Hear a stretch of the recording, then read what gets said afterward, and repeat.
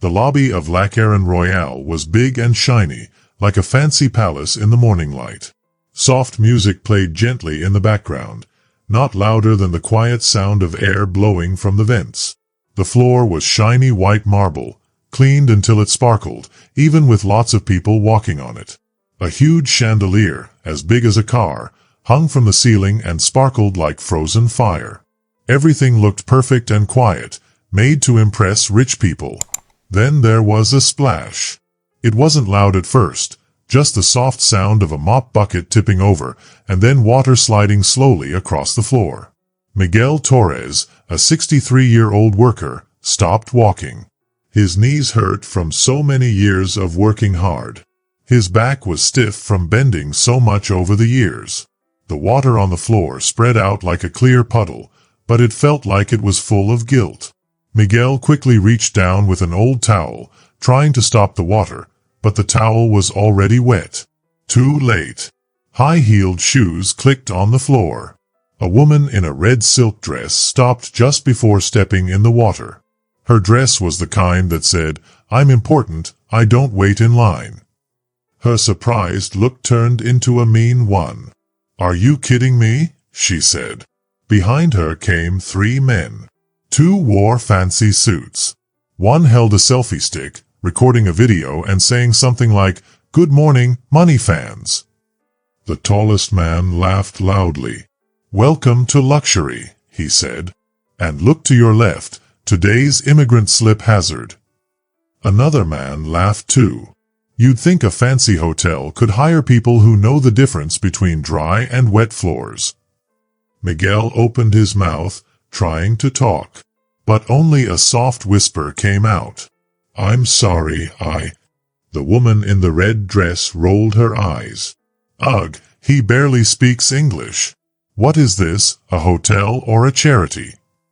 The man with the selfie stick pointed his camera at Miguel. "Say hi to TikTok, bro. You're going viral for your mop mess." Then came a loud thump.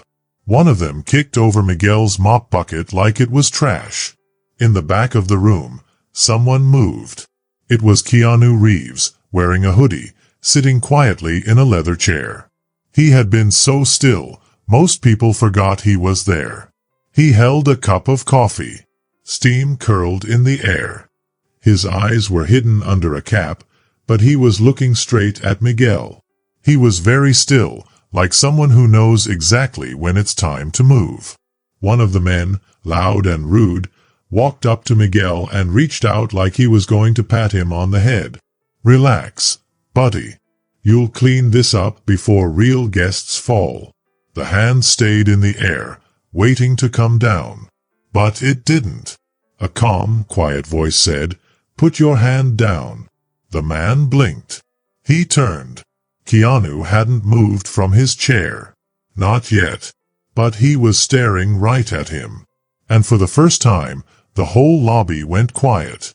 There's a special kind of silence when someone says something serious. It doesn't yell. It doesn't need to. It just stops everything. "Put your hand down," Keanu said again. He didn't speak loudly. But everyone heard. The man's hand twitched in the air. He gave a fake little laugh. "Who do you think you are? Hotel security in a hoodie?" Some people started to laugh again. But they didn't finish. Keanu stood up. Not quickly. No stomping. Just the soft sound of the chair moving on the floor. The air felt different. The laughing stopped. Miguel looked up, unsure if he should move away or stay still. The woman in the red dress spoke again. "Excuse me, sir. This doesn't involve you. Our good experience is being ruined by an employee." She pointed at Miguel like he was a dirty spot on the floor. "And now you're making it worse." Then another voice joined. It was clear, bossy, and calm. "That's enough, Evelyn." A woman walked in like she was the queen of the room.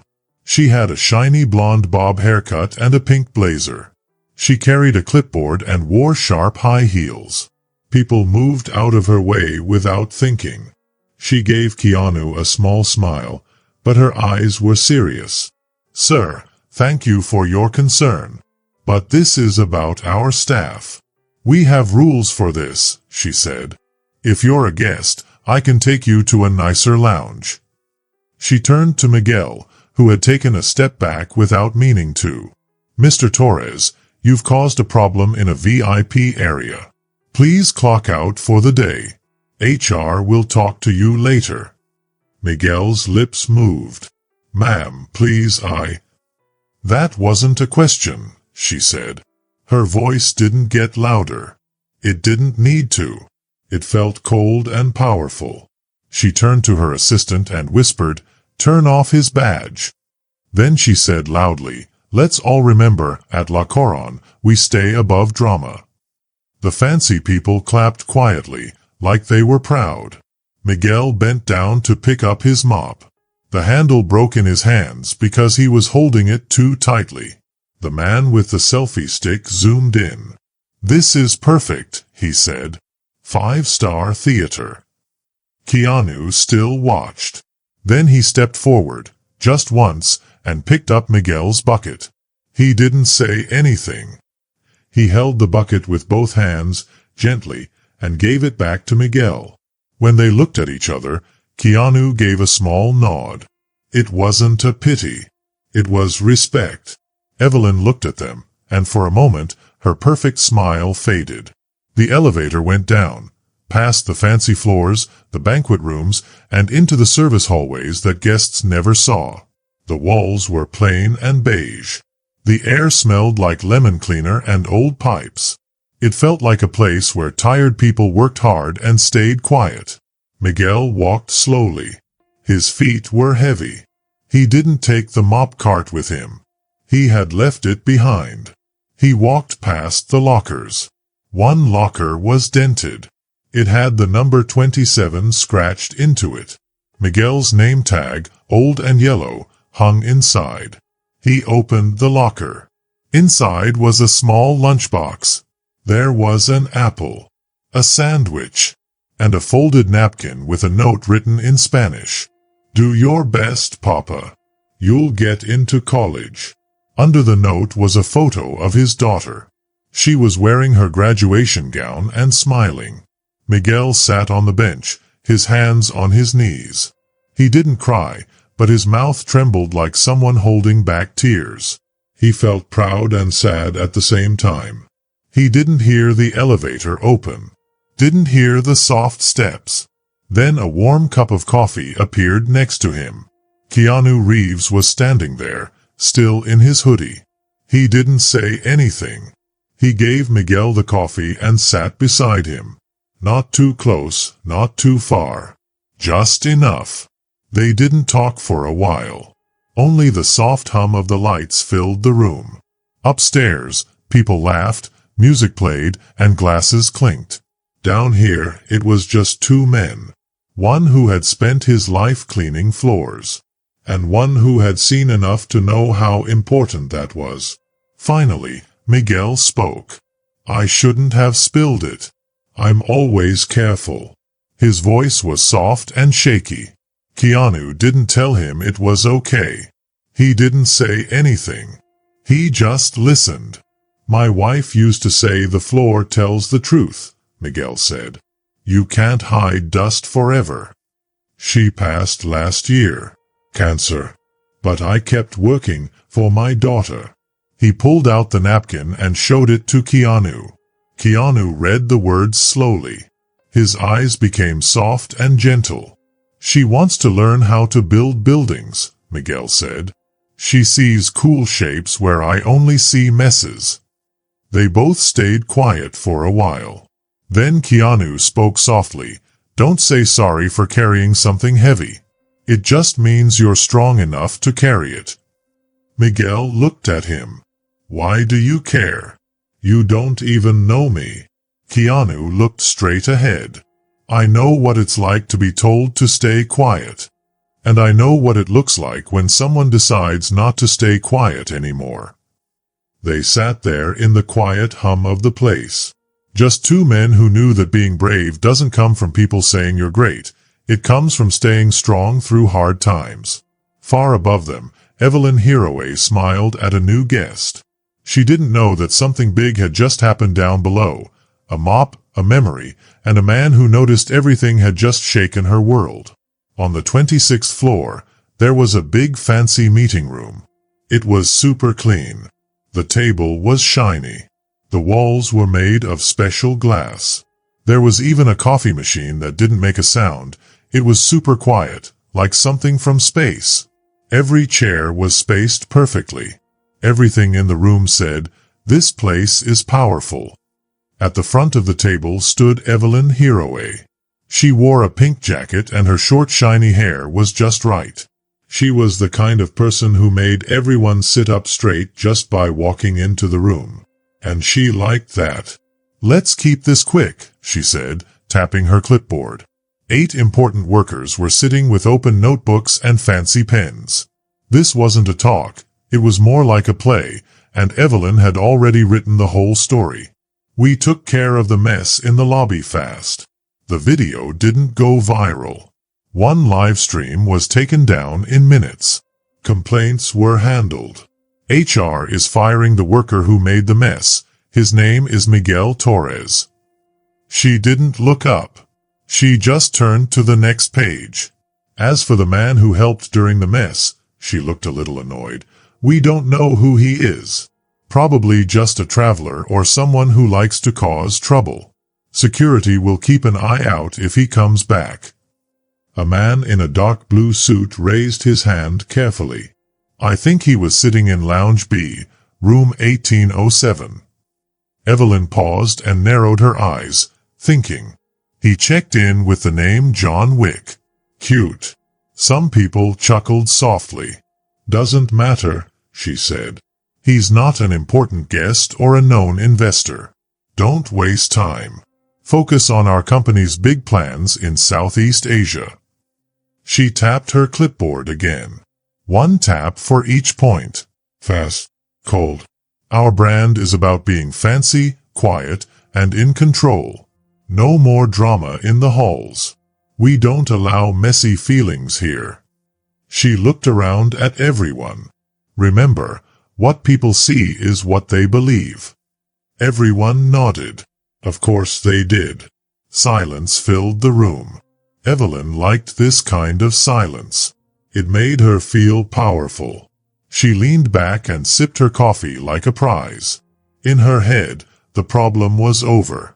A spill. A janitor. A stranger. All cleaned up. Later, she stood alone in her big corner office, looking out the window at the city lights. Her helper came in quietly with a tablet. "Ms. Hiroe, about the guest in room 1807. There's no info about him. No social media. No credit card. But he paid for 7 nights in cash. And well, the staff say he's nice, tips well, but doesn't share his name. One doorman says he saw the man shaking hands with Adrian Locke last year." That name made Evelyn raise her eyebrows for the first time that day. She slowly turned. Locke? The famous business expert. Her helper nodded. Evelyn's smile didn't go away, but it got tighter. "Interesting. All right. Watch him, but quietly. We don't chase ghosts." She turned back to the window. The city sparkled below like shiny jewelry in a store. Evelyn still thought she owned the glass. The top floor bar of the Lauren Royale wasn't just fancy, it was picked very carefully. The lights were soft. The jazz music felt like a heartbeat. This was the kind of place where people made big deals while sipping old, expensive drinks. Nobody yelled here. They didn't need to. Evelyn Hiroe walked in like she owned the place, because she did. She didn't look around. The room looked at her. Waiters stood straighter. People noticed. A manager moved aside quickly. She walked to the bar and accepted a glass of wine without even asking. The bartender had already seen her schedule. A man from her team walked over with a report. Evelyn took it with one hand and barely looked at the papers. Her eyes were on something else. Across the room, a man sat alone in a corner booth. He wore a hoodie. His hands held a small glass. His head was slightly down, like he was listening to the music more than drinking. He had been there long enough for people to notice, but not remember. To most people, he was just a quiet guy in a loud room that knew how to whisper. Evelyn squinted slightly. The man didn't move. Didn't look up. But something about how still he was made her stop for a second. Her helper leaned in. That's him. Room 1807. Evelyn nodded, still watching. Still no info? Nope. Paid cash. No name. A bellhop says he wakes up at 5 a.m. every day, rain or shine. Doesn't talk much. Read a lot. Never order room service. Evelyn took a sip of her wine. The man in the corner picked up a plain black notebook. He flipped a page slowly and carefully, like he was turning ideas, not just paper. Evelyn watched for a moment, then turned away. In her world, people like that came and went. Writers, dreamers, quiet people. Some were rich. Some had no home. All harmless. She wasn't worried about quiet strangers. She was getting ready for a big board meeting. As she walked to the private elevator, she passed near the man, just 20 feet away. He didn't look up. She didn't stop. But for a second, her steps slowed. A little muscle in her neck moved. Still, Keanu Reeves didn't look at her. He didn't need to. The shiny glass in his hand showed her reflection as she stepped into the elevator. Her heels clicked 3 times, then stopped. The jazz kept playing. The city outside sparkled. And the man in the corner turned another page. Calm, quiet, and powerful. The board meeting started right at 9 a.m. The room was full of people who always arrived early and wore perfect suits. Their laptops glowed with fancy charts and reports. At the front stood Evelyn Hiroe. She held a remote and a cup of coffee. Behind her, the wall showed bright pictures, world maps, business plans, and golden numbers. "Let's begin," she said. She didn't need to say more. Everyone already knew she was in charge. The meeting went smoothly. She showed slides about big plans in Southeast Asia. More money, more hotels, more fancy buildings. Evelyn spoke with confidence. She believed in her company, and believed it couldn't be stopped. "This," she said, tapping the screen, "is our future. Clean. Fancy. Perfect. We don't welcome messes. We create dreams." Some people clapped softly. Just enough to agree. Not enough to challenge her. Then, someone at the end of the table raised a hand. Did the silent investor send a message? Evelyn blinked once. No message. And I don't think he's here. She paused. Come. In control. But I believe we've shown enough today. Let's vote. She turned to the screen to start the vote, and the door opened softly. No loud sound. No big moments. But everyone noticed. Adrian Locke walked in. Tall. Come. Wearing a gray coat over his arm. His face didn't show much. But his quiet steps made the whole room feel different. Heads turned. First a few, then all. Evelyn's hand paused in the air, right above her tablet. Adrian gave a small nod to the room. "Sorry for stopping the meeting," he said. "I think this meeting is about saying yes or no to more building plans." Evelyn spoke calmly, but her voice had a tiny bit of surprise. "Adrian, we didn't expect you." "No," he said, "but I was invited." He moved to the side, and Keanu Reeves walked into the room.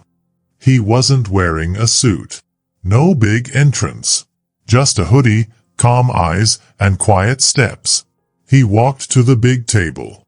Not too fast, not too slow. Just walked straight ahead. People started whispering. Someone dropped a pen. A woman leaned back in her chair, mouth open in shock. Evelyn's voice shook a little. "I'm sorry. What is this?" Adrian answered her.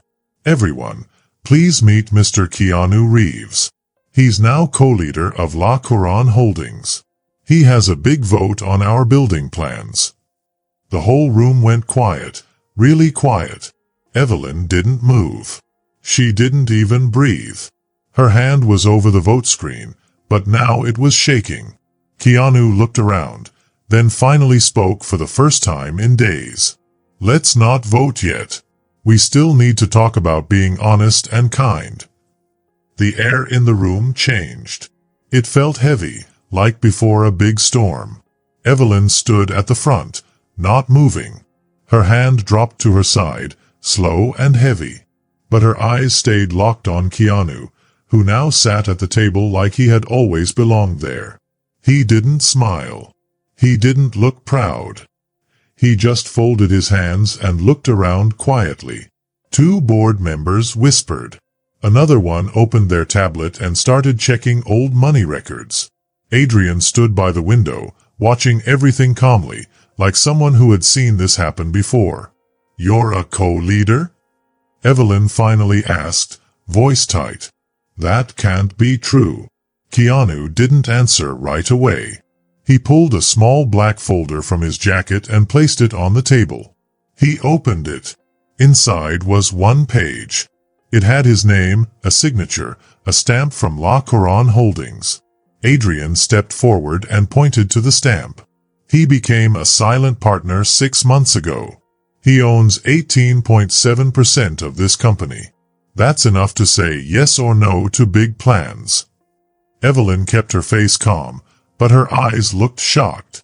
A junior worker whispered to himself, he was part of the company this whole time.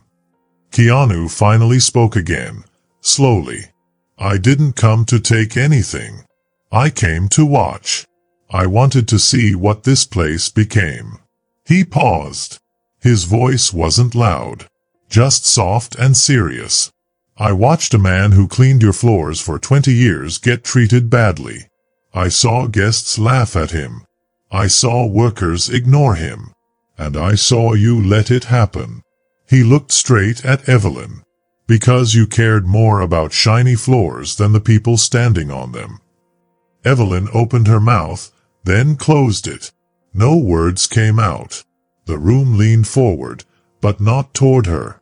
They were all looking at Keanu now. Adrian spoke again, calm and clear. "Miss Stroud, according to Rule 14b, we're asking for a vote to check if you should stay the leader." "This is crazy," Evelyn said loudly, finding her voice again. "I built this company. I helped it grow through hard times. I opened it in 6 countries. And you made the people who opened doors feel small," Keanu said quietly. His voice wasn't angry, just heavy, like something too big to carry. Evelyn looked around the table. She wanted help, someone to back her up. But no one did. One by one, hands went up. The vote moved fast. 8 people voted yes. 1 voted no. The motion passed. Evelyn's shoulders dropped. Her fancy blazer didn't sit right anymore. Her proud look was gone. She looked small now in the big room she used to rule. And Keanu? He didn't look happy. Just done watching. The boardroom emptied slowly like a theater after a sad movie. Chairs scraped. Papers shuffled. Nobody talked. Nobody smiled. No one even congratulated Keanu. They just left, avoiding Evelyn's eyes but stealing glances at the man in the hoodie, still sitting quietly. Keanu didn't move. Not yet. Evelyn still sat, her sharp eyes now lost, looking for a way to take back control. Adrian leaned on the window with his arms crossed, calm as always. "You had every chance," he said softly, "to make this place more than just pretty walls and menus." Evelyn took a breath, but it caught in her throat. "You tricked me." "No," Adrian replied. "You didn't see him coming." Keanu stood up slowly, quiet as a whisper. He walked to the front of the room and turned to face a big screen. He held a small device and pressed a button. A video appeared. It was from a security camera. The quality wasn't great. It showed Miguel Torres, the janitor, mopping the floor. The bucket tipped, water spilled. Then came the crowd. People laughed at him, insulted him. And then Evelyn's voice, sharp like ice. Clock him out. That wasn't a request. Nobody had seen the whole video before. Keanu let the video end. Then he spoke, calm as always. You said this hotel is about looking good. But looking good without being good is a lie in a fancy suit. Evelyn finally stood. Her voice was tired but still trying to sound strong. You can't run a hotel with kindness and coffee quotes. Keanu looked at her. His face didn't change. No. But you can ruin it if you don't have them. The room stayed quiet for a long time. Deep silence. Adrian stepped forward. Starting now, Miss Stroud, your badge and power are taken away. Security will walk you out. Your pay will be changed because of how you acted as a leader. Evelyn looked shocked. You're firing me because I told a janitor to leave? No, Keanu said. Because you made him feel like he didn't belong. And if that's how we treat the people who built this place, then this place doesn't deserve to be here. A soft knock on the glass door. 2 security guards walked in, waiting. Evelyn looked at them, then at Keanu. Her eyes narrowed. Not sad. Just hard. You think you won something, don't you? Keanu stepped closer. I think Miguel did. Then he added, even softer. And that's enough for me. Evelyn turned. Her heels didn't click as loud as before. She walked to the door. She stopped once, just before leaving. This isn't the end. Keanu didn't say anything. He didn't need to. The door shut softly behind her, and the room finally took a breath. Later that afternoon, the hotel felt normal again. Cars came, glasses clinked, people smiled politely. But something was different. Not the lights. Not the furniture. The air felt different.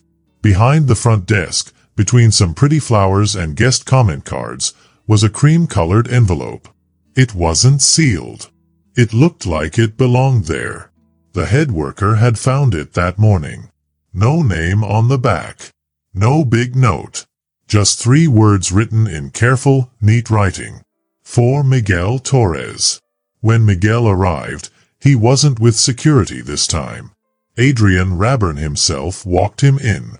Miguel saw the envelope waiting for him. His name was written in real ink.